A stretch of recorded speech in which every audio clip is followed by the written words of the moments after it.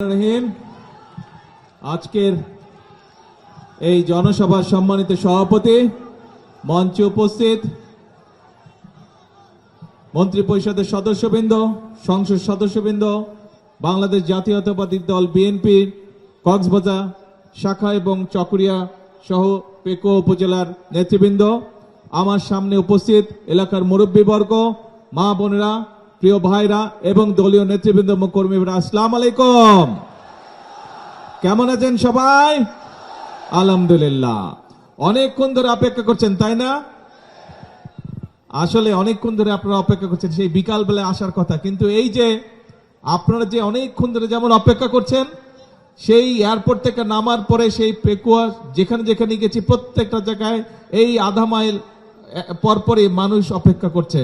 সব মানুষকে তো একটু হাত নেড়ে আসতে হয়, তাই না?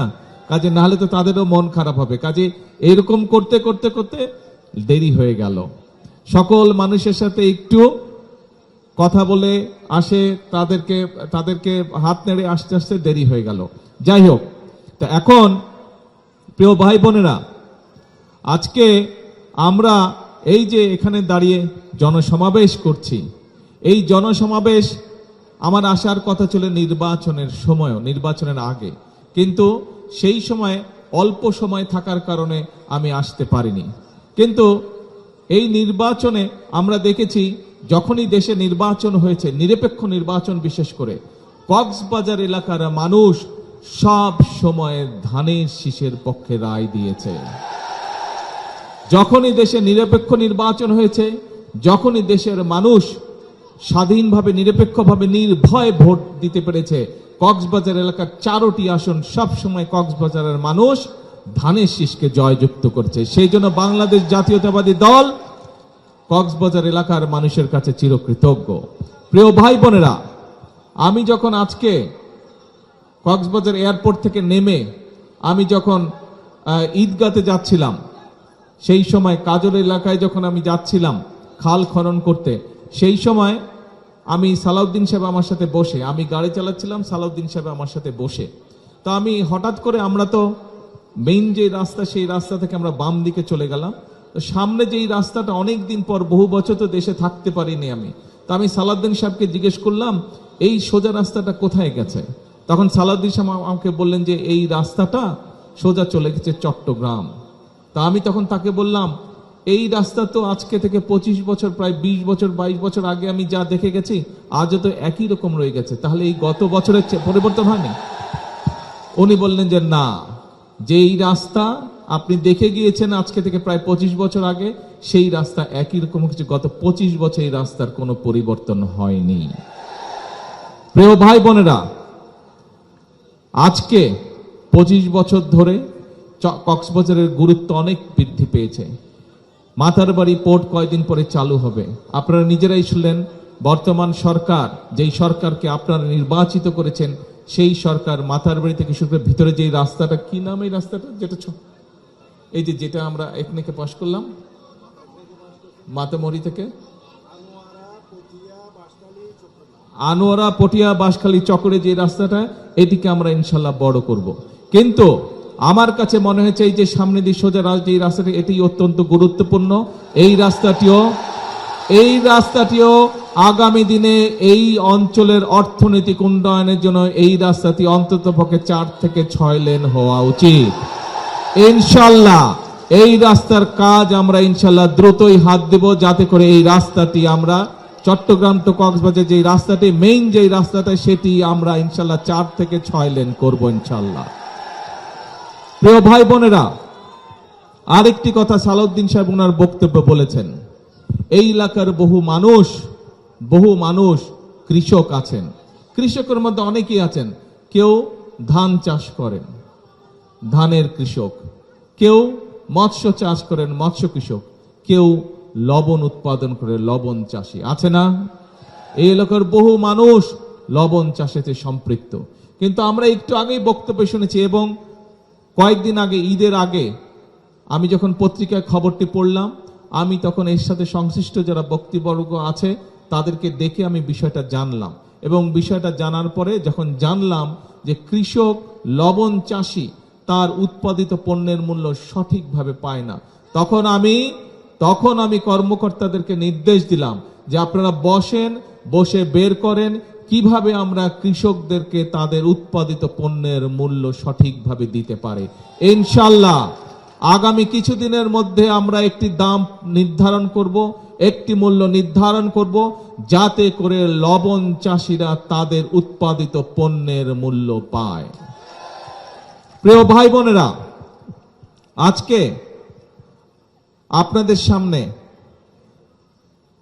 যেই বক্তব্যটি আমি উপস্থাপন করতে চাই, এই বক্তব্যটি আপনারা হয়তো এরই মধ্যে কিছু কিছু জেনেছেন, কিন্তু যেহেতু এই দেশের মালিক আপনারা, এই দেশের মালিক জনগণ, সেই জন্য জনগণের কতগুলো বিষয় জানার অধিকার রয়েছে।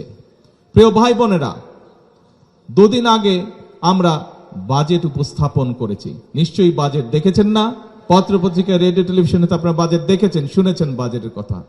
এই বাজেটে আমরা গত 2 দিন ধরে দেখলাম কিছু মানুষ যারা দেশ সম্পর্কে ধারণা রাখে, দেশের মানুষকে নিয়ে চিন্তা করে, দেশের ভবিষ্যৎ নিয়ে চিন্তা করে, তারা এই বাজেট সম্পর্কে বলেছে যে এই বাজেট মানুষের উপকার করবে। কিন্তু আমরা দেখলাম কিছু কিছু মানুষ সমালোচনা শুরু করলো এই বাজেট উপস্থাপন, সংসদের মহান জাতীয় পবিত্র সংসদে বাজেট উপস্থাপনের আগেই আমরা দেখলাম রাস্তায় মিছিল বের হয়ে গেল, মানি না, মানব না, মানি না এই বাজেট। দেখেছেন না আপনারা? এখন প্রিয় ভাই বোনেরা, এই যে বর্তমান সরকার, যেই সরকারকে আপনারা নির্বাচনে জয়যুক্ত করে দেশ পরিচালনার দায়িত্ব দিয়েছেন, আমরা এই বাজেট উপস্থাপন করেছি। এই বাজেটে আমরা কি করেছি?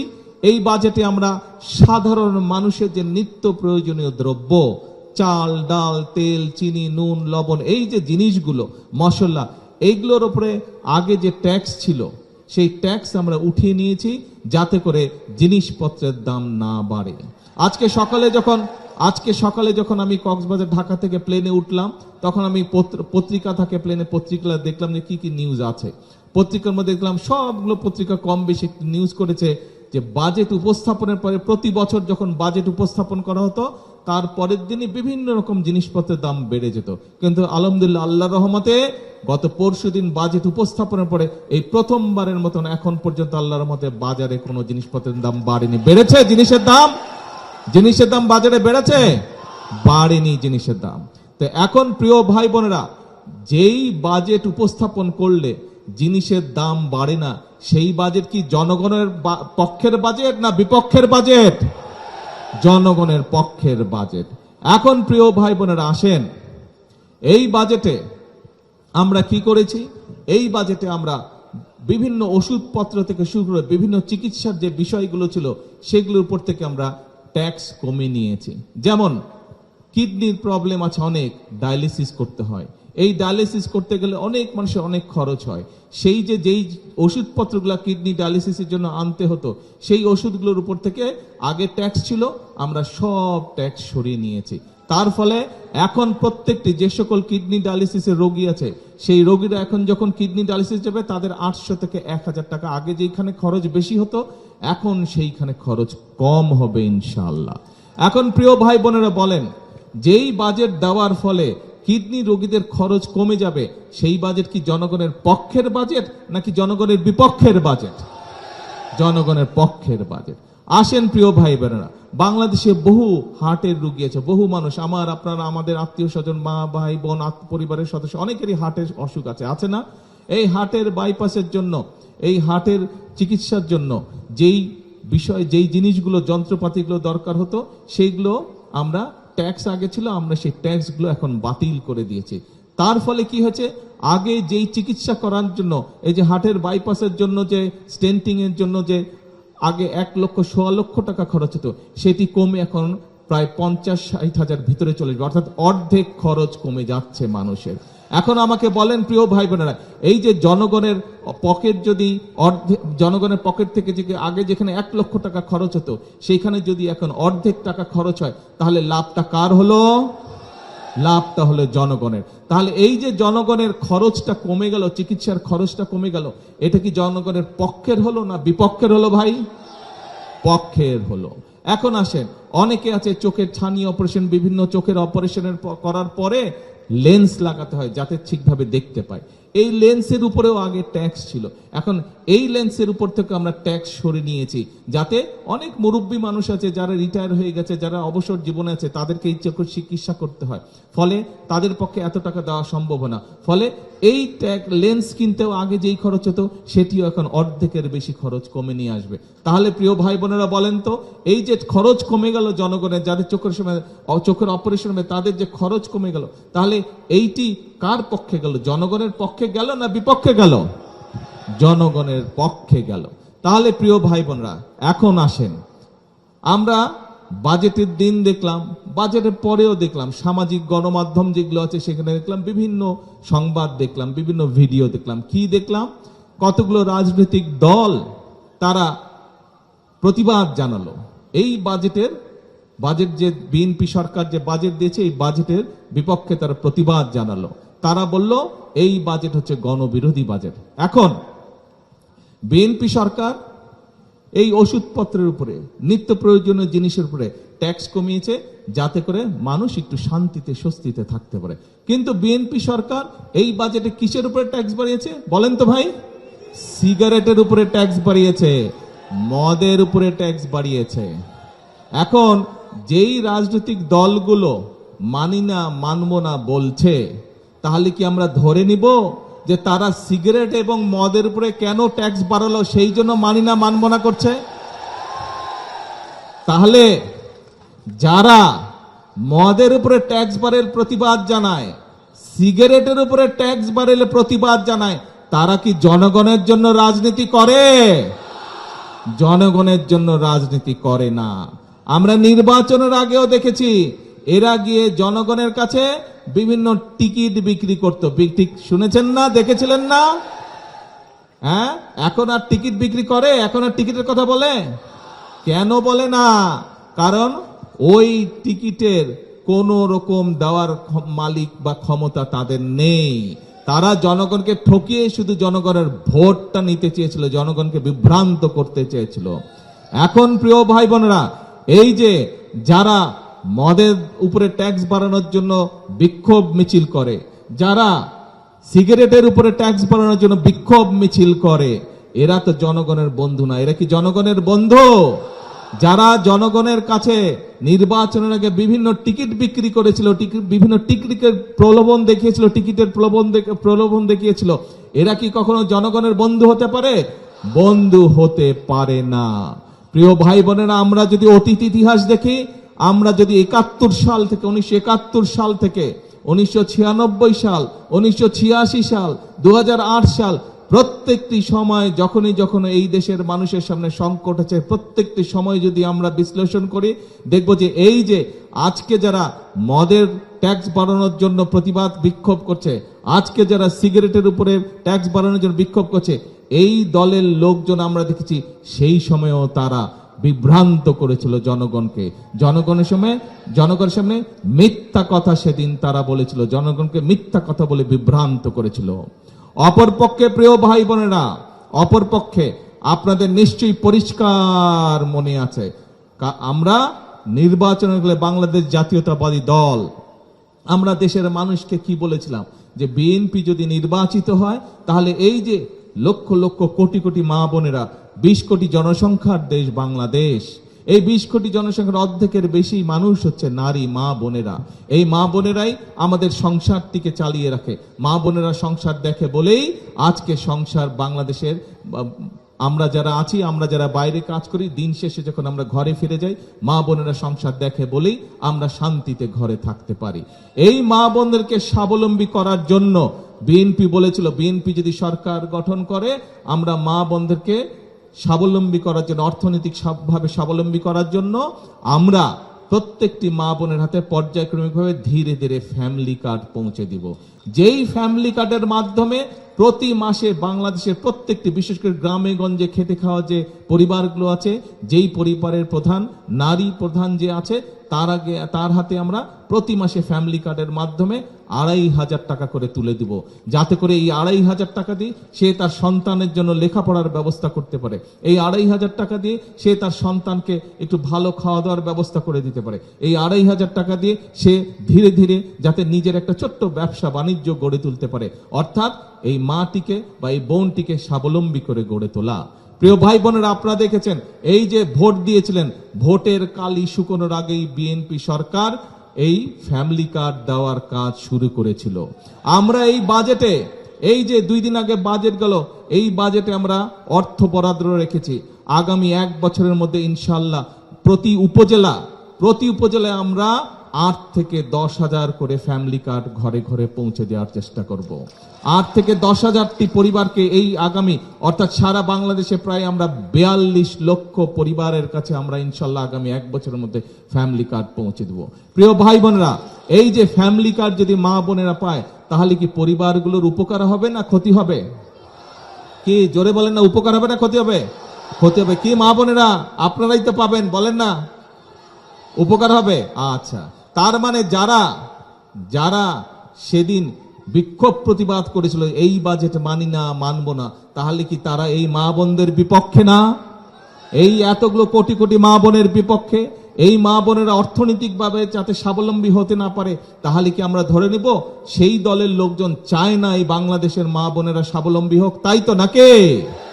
ঠিক। আসেন এবার, একটু আগে যে আমি লবণ চাষি ভাইদের কথা বললাম, আমরা নির্বাচনের আগে বলেছিলাম যে বিএনপি যদি সরকার গঠন করতে পারে, তাহলে আমরা কৃষক ভাইদেরকে, মাদেরকে যেরকম আমরা ফ্যামিলি কার্ড দেব, ঠিক একইভাবে কৃষক ভাইদেরকেও আমরা কৃষি কার্ড দিব ইনশাল্লাহ।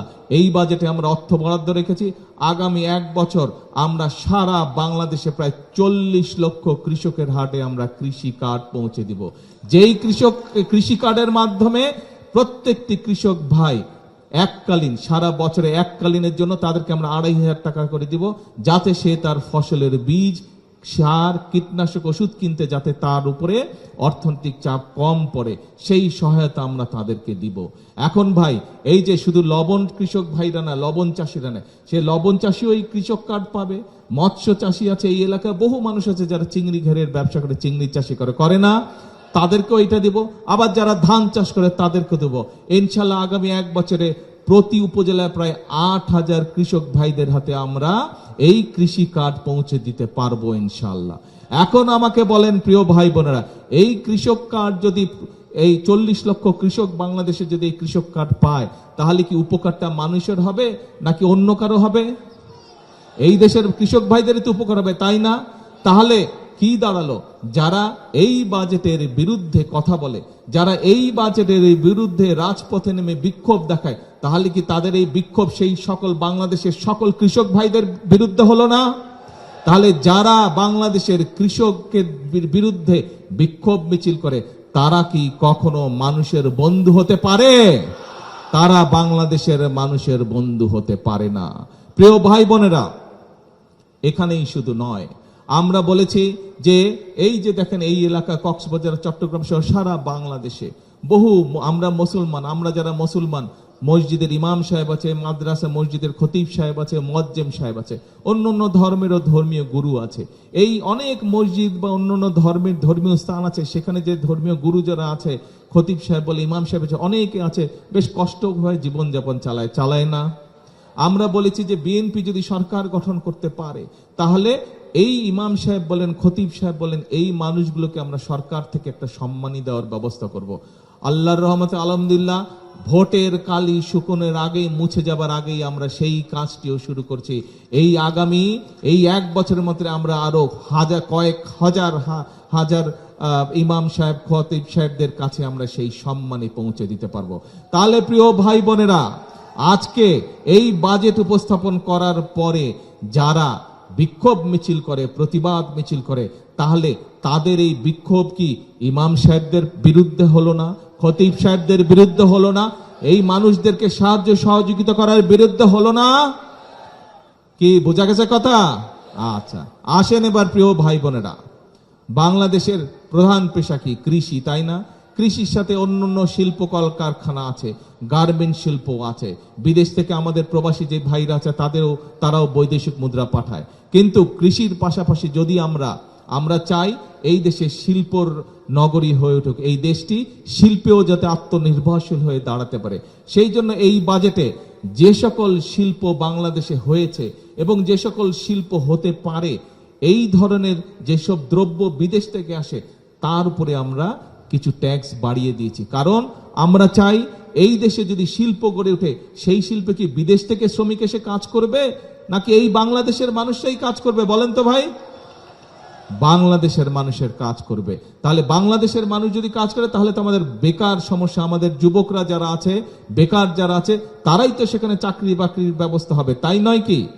অর্থাৎ আমরা দেশে শিল্পে যাতে গড়ে উঠতে পারে, এই দেশে কলকারখানা যাতে গড়ে উঠতে পারে, আমরা বাজেটের মধ্যে সেই ব্যবস্থা রেখেছি। তাহলে যারা এই বাজেটের বিরুদ্ধে মিছিল করে, এই বাজেটের বিরুদ্ধে বিক্ষোভ করে, তাহলে কি তারা বিক্ষোভ করলো না ওই সকল মানুষের বিরুদ্ধে যারা বেকার আছে? আমরা চাইছি বেকারদের কর্মসংস্থানের ব্যবস্থা করতে, আর তারা সেটির বিরুদ্ধে মিছিল করছে, তারা সেটির বিরুদ্ধে বিক্ষোভ করছে। কাজটা কি তাহলে ভালো করলো? তারা ভালো করলো না।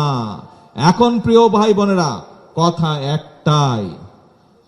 একটাই প্রিয় ভাই বোনেরা, বাংলাদেশ জাতীয়তাবাদী দল বিএনপি, আপনারা অতীতেও দেখেছেন, বর্তমানেও দেখছেন, আমাদের কাজ হচ্ছে দেশের মানুষের ভাগ্যের পরিবর্তন করা।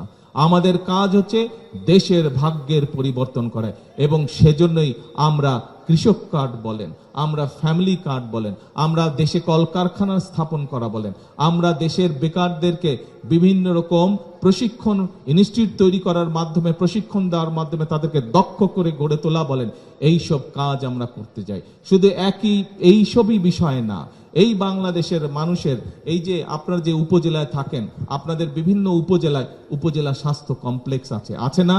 50 বেডের স্বাস্থ্য উপজেলা কমপ্লেক্স আছে না? এই স্বাস্থ্য উপজেলা কমপ্লেক্সের একটা কাহিনী আছে, হয়তো অনেকেই সেই কাহিনী জানে না। এই যে 50 বেডের যে হাসপাতালটি আছে উপজেলা পর্যায়ে, কি বলে? আরে ভাই ধৈর্য ধরো না, এই পোলাপনের এই একটা প্রবলেম, ধৈর্য ধরে না। ধৈর্য ধরো। এই যে উপজেলা স্বাস্থ্য কমপ্লেক্স, এই স্বাস্থ্য কমপ্লেক্সে যে 50 বেড দেখেন, এই 50 বেডে 30 বেড, প্রথম যেই 30 বেড সেটি শহীদ রাষ্ট্রপতি জিয়াউর রহমান করেছিলেন সারা বাংলাদেশে। পরবর্তীতে যে 20 বেড, অর্থাৎ 50 বেডের যে 20 বেড, সেই 20 বেড করেছিলেন বেগম খালেদা জিয়া। এইবার বিএনপি সরকার সমগ্র বাংলাদেশে যত উপজেলা আছে, যেখানে যেখানে উপজেলা স্বাস্থ্য কমপ্লেক্স আছে, যেটি 50 বেড আছে সেটিকে 100 বেডে রূপান্তরিত করবে। যেটি 30 বেড আছে সেই 30 বেডকে ইনশাআল্লাহ আমরা 100 বেডে রূপান্তরিত করব, যাতে করে বাংলাদেশের গ্রামের মানুষ, উপজেলার মানুষ, পৌরসভার মানুষ যাতে দূরে যেতে না হয়, চট্টগ্রামে যেতে না হয়, ঢাকায় যেতে না হয়, যাতে করে তারা উপজেলা স্বাস্থ্য কমপ্লেক্সে যাতে সঠিক স্বাস্থ্য সেবা তারা পায়।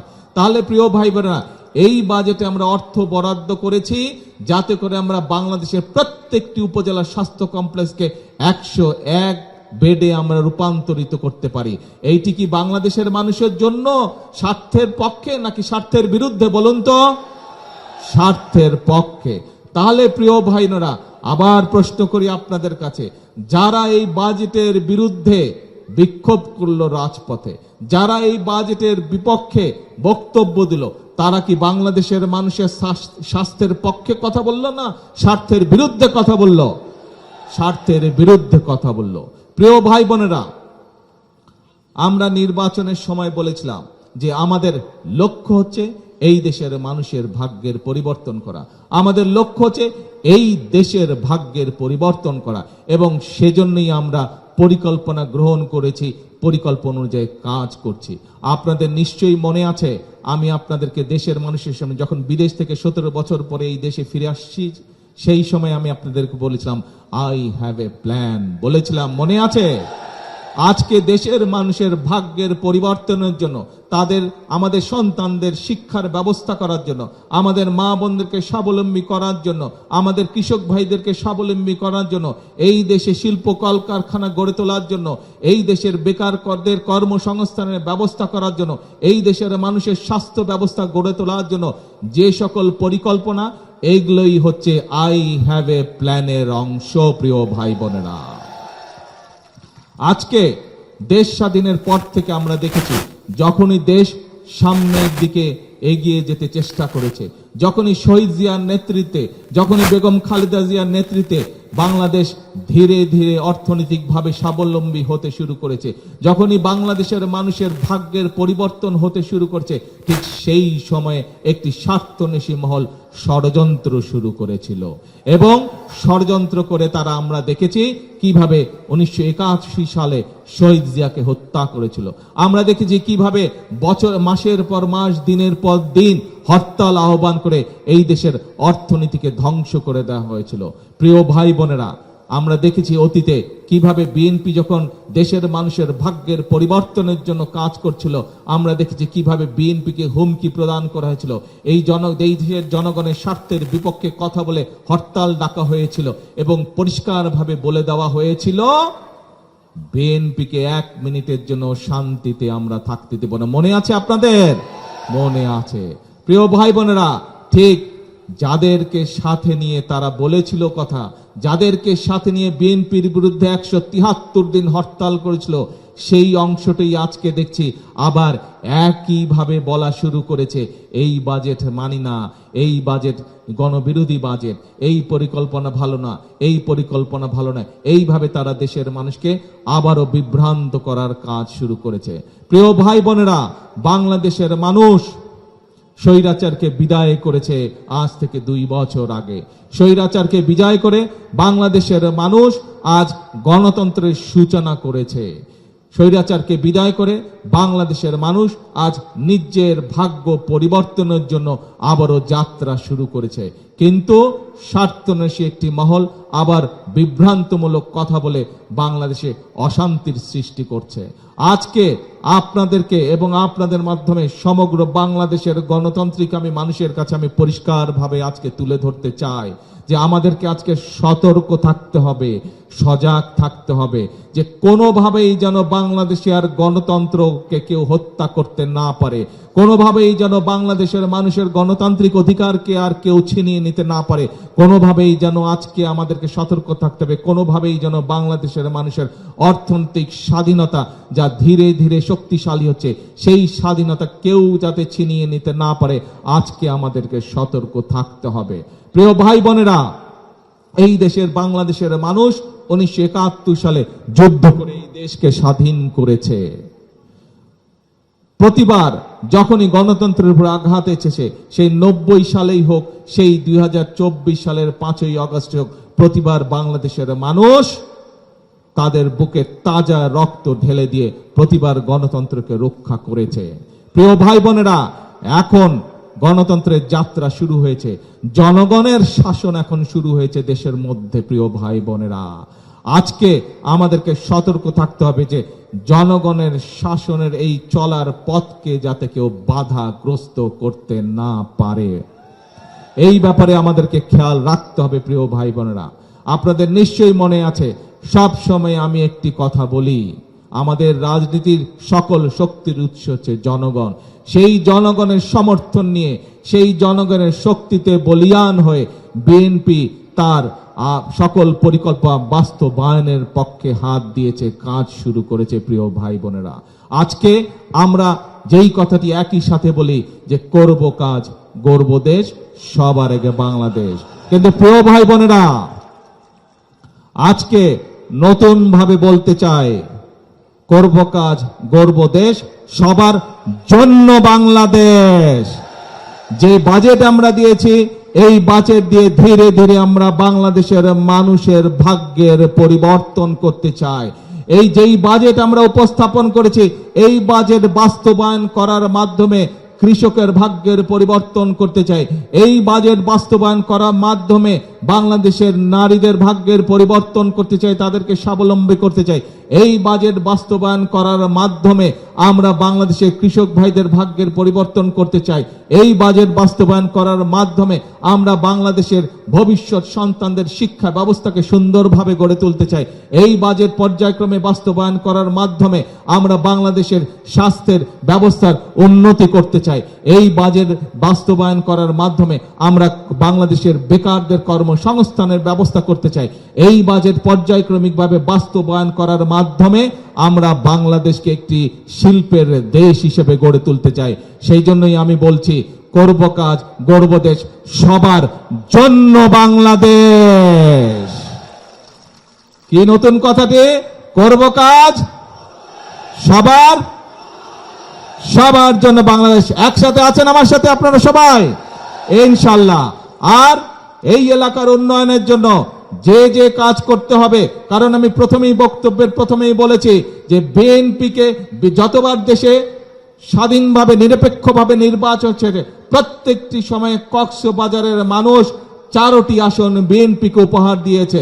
ইনশাআল্লাহ এই এলাকার